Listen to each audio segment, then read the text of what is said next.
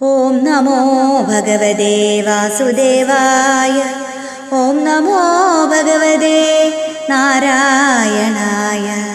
ഹരേ ഗുരുവായൂരപ്പ ശരണം ശരണം. ഹരേ രാമ രാമ രാമ ഹരേ ഹരേ. ഹരേ കൃഷ്ണ കൃഷ്ണ കൃഷ്ണ കൃഷ്ണ ഹരേ ഹരേ. ശ്രുതദേവന്റെ വാക്യമിങ്ങനെ കേട്ട നേരം മിഥിലാധിപരാജൻ പിന്നെയും ചോദ്യം ചെയ്താൻ. പൂർവമന്വന്തരത്തിങ്കലുണ്ടായി വേനനെന്നും ദിവ്യമായിടും കഥാഫലവും കേട്ടിരിക്കെ ഇപ്പോഴിതിക്ഷ്വാകുവംശേ പിറന്നിടുമെന്നു ചിൽപ്പൂമാനരുൾ ചെയ്ത വാക്യവും കേൾക്കമൂലം ബോധിച്ചിടുന്നതില്ല ബുദ്ധിമേ പോരായികയാൽ ബോധത്തെയുണർത്തേണമെന്നരുൾ ചെയ്തു തന്നെ. കേൾക്കനീ പുരാണങ്ങൾ തോറുമോരോരോ ഭേദം ഭോഷ്കല്ല വന്നുകൂടുമന്നേരം സന്ദേഹങ്ങൾ കൽപ്പഭേദങ്ങൾ കൊണ്ടാകുന്നതും കഥാഭേദമൽപ്പവും നിനയാതെ യുക്തികളതിന്നെടോ. 7 കൽപ്പത്തിൻ മുമ്പേ ജനിച്ച മാർക്കണ്ഡേയൻ കോഴ കൂടാതെ അരുൾ ചെയ്തു മാമേഷ കഥ. ഞാനതു തന്നെ ഭവാനോടുര ചെയ്തിടുന്നു. മാനുഷേശ്വര തെളിഞ്ഞിനിയും കേൾക്ക ഭവാൻ. മാധവമാസധർമ്മം ഇതിനെ ഉപേക്ഷിച്ചു ബോധഹീനന്മാർ അന്യധർമ്മങ്ങൾ അനുഷ്ഠിച്ചാൽ രൗരവമായിടുന്ന നരകേ വാണുചിരം. ക്രൂരനാം പിശാചനായി വന്നിടുമവൻ പിന്നെ എന്നൊരു സൂക്ഷ്മധർമ്മം അറിവാനൊരു കഥ മന്നവാ കേട്ടുകൊൾ നീ സാദരം ചൊല്ലാമെടോ. ധാത്രിയിൽ ഗോദാവരി തീരത്തു ബ്രഹ്മേശ്വര ക്ഷേത്രമുണ്ടതിനടുത്തെത്രയും വിഖ്യാതരായി ദുർവാസ ശിഷ്യന്മാരായി 2 പുത്രന്മാരുണ്ടായി. സർവവിദ്യാംഭോനിധി പാരകന്മാരാമവർ നിരപേക്ഷണന്മാരായി ഭിക്ഷാമാത്രാശനരായി വാരെഴും ഗുഹ തന്നിൽ മിക്കതും വസിച്ചിടും. സത്യനിഷ്ഠനും തപോനിഷ്ഠനുമെന്നവർ നാമം. സത്യനിഷ്ഠന്റെ വൃത്തി മുമ്പിനാൽ പറഞ്ഞിടാം. സന്തതം നാരായണ കഥ കേൾപ്പതിനിച്ഛ ചിന്തയില്ലന്യങ്ങളിൽ ആശയില്ലവനേതും. കേൾപ്പിപ്പാനാളില്ലാതെ കേൾപ്പതിനാളുണ്ടെങ്കിൽ കേൾപ്പിപ്പാനവനിച്ഛ വിഷ്ണുമാഹാത്മ്യമല്ലോ. രണ്ടിനും അന്യന്മാരില്ലാതിപ്പോൾ ധ്യാനനിഷ്ഠൻ. വേണ്ട കർമ്മങ്ങൾ പാരം ചുരുക്കമൊന്നേയുള്ളൂ. കഥ കേൾപ്പതിനേകനുണ്ടെന്നാകിലും അന്നാൾ കതിപ്പാൻ ഒരുവനുണ്ടെന്നാലും അനുദിനം കർമ്മങ്ങൾ ചെയ്കയില്ല ഭോജനാദിയുമില്ല. നിർമ്മല കഥാസക്തൻ സർവജ്ഞൻ അറികനി. വ്യാധിയാൽ നടപ്പതിനാളില്ലാതൊരു പുമാൻ മാധവ കഥ തൻ്റെ ഗൃഹത്തിൽ നിന്നു ചൊല്ലും. തുഷ്ടനായി തത്ര വാഴും സത്യനിഷ്ഠനുമെന്നാൽ കഷ്ടമെത്രയും കൂപതോയത്തിൽ കുളിച്ചിടും.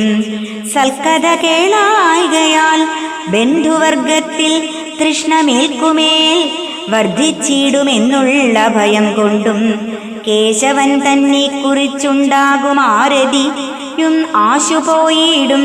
കഥ കേൾക്കുമ്പോൾ ശ്രദ്ധയുണ്ടാം. സാധുക്കളാകും ബന്ധുജനത്താലതു കാലം ചേതസിമകൾ ജ്ഞാനമുണ്ടാകും അതുമൂലം. ജ്ഞാനമില്ലാത്തവർക്കു കർമ്മങ്ങൾക്കില്ല ഫലം. നൂനം ദർപ്പണങ്ങളാൽ അന്ധന്മാർക്കെന്തു ഫലം. ജ്ഞാനിക്കു കർമ്മമെല്ലാം ശുദ്ധിയായി വന്നുകൂടും. മാനസശുദ്ധി കൊണ്ടു സൽക്കഥ കേൾക്കായി വരും. ശ്രവണാൽ ജ്ഞാനം ധ്യാനം മനനമതും പിന്നെ ശ്രവണേ ധരിക്കനീ സകല ജ്ഞാനങ്ങളും. മാധവ കഥനഹിയായ ദേശവും നല്ല സാധുവൃന്ദവും ഹീനമായുള്ള വാസസ്ഥലം കേശവക്ഷേത്രം പശു തുളസീഹീനമായ ദേശേ വാഴുകെന്നുള്ളതെത്രയും മഹാകഷ്ടം. ഹരിനാമവും കഥാസാധുവർജിത ദേശേ നരന്മാർ മൃതരായാൽ ശ്വാനനായി ശതജന്മം വിത്തമോർത്തനാരദം സൽക്കഥാരദനായി ചിത്തം മാധവേ ലയിച്ചിരിക്ക സദാകാലം. അന്യനാം തപോനിഷ്ഠനനിശം കർമ്മസക്തൻ അന്യമൊന്തിങ്കലാശ സ്വകർമ്മമൊഴിഞ്ഞില്ല. ചൊല്ലുവോനല്ല കഥ കേൾപ്പാനും കാലമില്ല. ചൊല്ലേഴും കർമ്മഭംഗം വരുമെന്നോർക്ക മൂലം താനിരിപ്പേടത്തൊരുവൻ വന്നു കഥ ചൊന്നാൽ താൻ അവിടുന്നു നീങ്ങി സ്വധർമാദികൾ ചെയ്യും. ചൊൽക്കൊള്ളും കഥയാരംഭിച്ചിടും ഇവിടെ. അന്ന കഥ കേട്ടാൽ സ്നാനം മറ്റൊരേടത്തു നൂനം. തൽക്കർണങ്ങളും നാവും തൽക്കഥ നീങ്ങിടാതെ സൽക്കർമ്മഭംഗമെന്നു നിനച്ചു മഹാപാപി മരിച്ചു പിശാചനായി ജനിച്ചാനവൻ പിന്നെ ധരിച്ചിടുക നാമം ചിന്നകർണനെന്നല്ലോ. ശുഷ്ക കണ്ഠോഷ്ട താലുദേഹനായി വിശന്നേറ്റം ദുഷ്കൃതി ചിരകാലം പെരിക ദുഃഖം പൂണ്ടാൻ. രക്ഷിപ്പാനാരുമില്ല ഭക്ഷിപ്പാനേതുമില്ല. തൽക്ഷണേ കർമ്മഫലമെന്നുണ്ടു മനസ്സിങ്കൽ. ദാഹത്തെ സഖിയാഞ്ഞുമേറ്റവും ക്ഷുധാർത്തനായി മോഹിച്ചു വീണുമുടനുണർന്നു എഴുന്നേറ്റും. വായുതന്മയിലേറ്റാൽ വാൾ കൊണ്ടെന്നതുപോലെ പേയഭക്ഷ്യങ്ങൾ വിഷമെന്നതും തോന്നും സദാ. ജലങ്ങൾ കണ്ടാൽ അഗ്നിയെന്നു തോന്നിയിടും ചിത്തെ. പല നാളേവം വനേ വിഗതജനെ വാണാൻ ഒരു നാൾ വാരണാസിപുരിക്കു സത്യനിഷ്ഠൻ ധരണീസുരൻ തദാരണ്യേ ചെന്നിടുബലാൽ. ചിന്നകർണനും ഭൂമിദേവനും തമ്മിൽ കണ്ടങ്ങുന്നത ഭയത്തോടു ഓടുന്ന പിശാചത്തെ മന്ദമായി വിളിച്ചു ചോദിച്ചു വൃത്താന്തമെല്ലാം. അന്നേരം നിജപൂർവജന്മവും കർമ്മങ്ങളും ഒന്നൊഴിയാതെ കേട്ട നേരത്തു സത്യനിഷ്ഠൻ തന്നെ പരമാർത്ഥമൊക്കെയും ചൊല്ലിപ്പിന്നെ ദുർനയനോടു ധന്യനിങ്ങിനെ ചൊല്ലിയിടിനാൻ. നന്നു നന്നഹോ തവ ചേഷ്ടിതം ദുരാത്മാവേ, നിന്നുടെ സഖിയാകും ദുർവാസ ശിഷ്യനഹം. ഒന്നിച്ചു വിദ്യാഭ്യാസം ചെയ്തതെന്നറിഞ്ഞാലും മുഖ്യമാം ബ്രഹ്മേശ്വര ക്ഷേത്രവാസികൾ പുരാമുഖ്യത കർമ്മങ്ങൾക്കെന്നല്ലയോ ചൊല്ലി ഭവാൻ. ഭക്തരാം മഹാജ്ഞാനിമാരുടെ മതം കേട്ടാൽ ശുദ്ധവിപ്രന്മാർക്കേറ്റം കർമ്മവും വലുതെന്നും. സൽക്കഥ കേട്ടാൽ കർമ്മവൈകല്യം വരുമെന്നും ദുഷ്കൃതിയായ ഭവാൻ എന്നോടു ചൊല്ലിയിലയോ. എന്നുടെ ദൃഷ്ടി തന്നിലേറ്റ കാരണമിപ്പോൾ വന്ന കന്മഷജാലം ദൂരവേ കളഞ്ഞിടാം. ഇങ്ങനെ കേട്ട നേരം സത്യനിഷ്ഠന്റെ കാൽക്കൽ തിങ്ങിന ഭക്ത്യാ നമസ്കരിച്ചാൻ പിശാചനും.